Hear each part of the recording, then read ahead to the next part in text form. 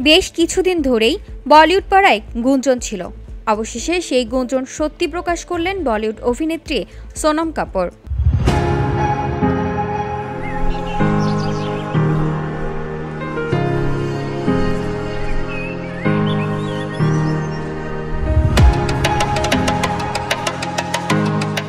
দ্বিতীয়বারের মতো মা হতে চলেছেন অনিল কাপুরের কন্যা। বছরের শেষ সময়ে সোনম সামাজিক যোগাযোগ মাধ্যমে নিজের বেবি বাম্পের ছবি শেয়ার করে ভক্তদের সুখবর দিয়েছেন।